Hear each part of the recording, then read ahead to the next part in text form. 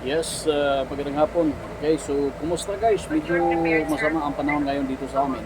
Kaya nyo na, medyo maingay pa rin yung ating gamit dito. But anyways, ang huling kaganapan ngayon sa Senado, maraming nagla-live na ating magkasamaan na media doon. Wala ano, si Senator Bato de la Rosa ay hanggang ngayon ay andyan pa rin sa masasabi nating tuloy ang banta ng pag-aristo sa kanya, no? Andiyan pa rin yung operative ng NBI, andiyan pa rin yung mga personahe ng gobyerno. At wala pa umano, may tanong kung meron na bang TRO o pulse doon sa ICC arrest warrant para sa kanya. Wala naman siya information, walang ruling na kung saan mula sa Supreme Court o dito. Ito yung kaganapan guys, papakita natin saglit sa inyo ang update no doon sa Senado ngayong araw. Ayan no.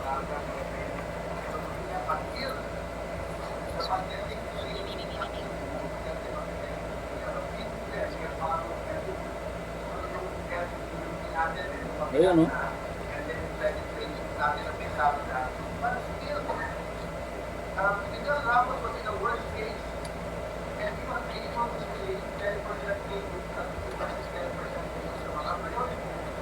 Ano kaya ang magiging resulta nito at sino kaya ang masusunod?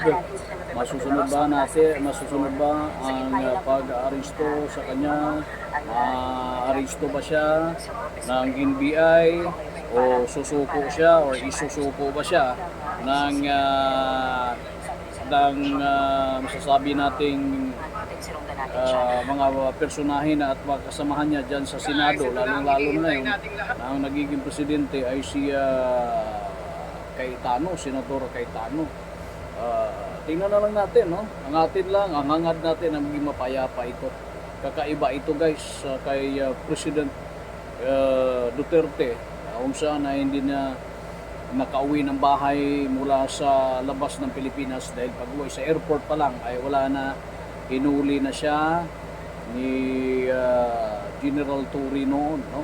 Hinuli na siya. Ngayon, ito ay ang NBI na ang nangangasiwa nitong operation at mayroong mga iba pang mga tauhan ng pulisya na nandoon na sa vicinity or area no ng Senado. Okay, titingnan natin, aabangan natin kung ano yung mga kaganapan ukol dito. Sa tingin nyo ba ay susuko itong si Senator Bato de la Rosa kung sakali papasukin ng NBI ang Senado or attempt ito, tatakbo na naman. Kasi kahapon tumakbo siya. Ang sabi ng iba, tumakbo siya kaya hinahabol siya. Sabi naman niya, kaya ako tumakbo kasi diyan na nga no, hinahabol siya at papasok ng Senado.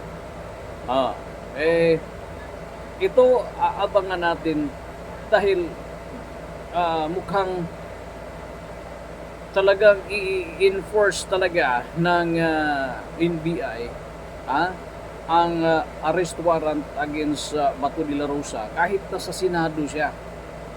No?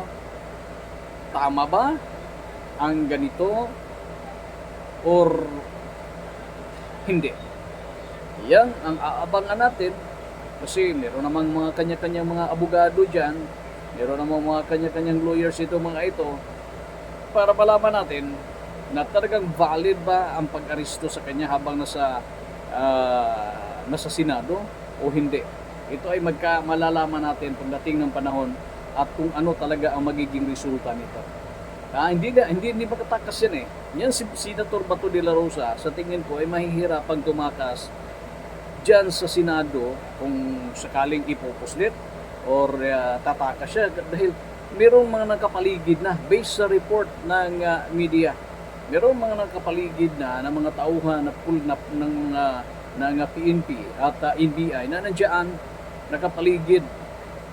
At lahat ng mga sasakyan na lalabas ay binusisi, mariing ito ay nakikita naman na talagang inuusisa, inaalam kung sino ang sakay nito.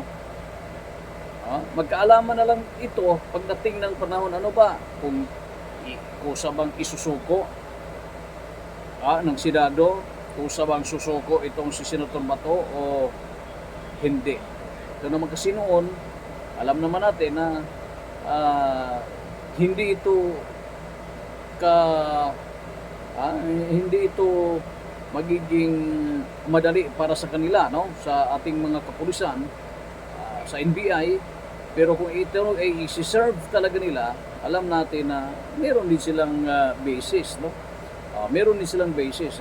Yun nga lang, yung iba ay sabi, walang jurisdiction ng ICC sa Pilipinas. Yun yung lagi nating naririnig, no? Na iginigiit sa kampo ng mga Duterte, lalong na itong si Bato de la Rosa, dahil hindi na tayo nabimber noon, di ba, ng ICC. Ngayon, kung titingnan naman natin itong pangyayari kay President Duterte, ano na nga siya, hanggang ngayon, nililitis pa rin ukol dyan sa kaso at reklamo at investigasyon hanggang ngayon nananatili pa rin. Itong kay Bato, iba ito. Noon, tinanong nga siya, bakit sabi mo noon, ikaw pa mismo ang matapang na harapin ang kung ano man ang reklamo sa kanya, kung mayroong warrant ay haharapin niya. Ngayon iba na, sabi niya, no, sagot sa media, meron kasing may assurance kasi na hindi tayo isusuko, hindi tayo susurrender, hindi tayo ibibigay. So, ito guys ay hangad natin ang kapayapaan ng Pilipinas, hangad natin na magkakaroon at ma-apply pa rin yung kung ano ang nasa batas, ma-apply pa rin, mananatili at andyan pa rin yung ating justice system sa Pilipinas. Sana naman ay maging maayos ang lahat ng ito. Kung meron talagang basihan, legal, ang pag-aristo sa kanya ay wala po tayong problema sa ganon, no? Ang atin lang ay masunod kung ano yung tama at maproteksyonan kung ang interes ng karamihan ukol dito, dahil meron itong pagkakatugma, no, magkahalos pagkapareho ito sa hinaharap ngayon na issue kay former President Duterte, no? Saan kaya dadalhin siya? Dadalhin ba ito doon pa rin sa dahig or saan ba? Abangan natin, ang atin ay maging tahimik ang Senado at hindi maantala yung kung ano ang pag-uusapan, dahil kung may hearing pa sila ay makapagbigay pa ng karagdagang magandang hakbang at programa, pag-uusapan kung ano ang maganda para sa taong bayan, no? Maraming salamat at mabuhay ang lahat.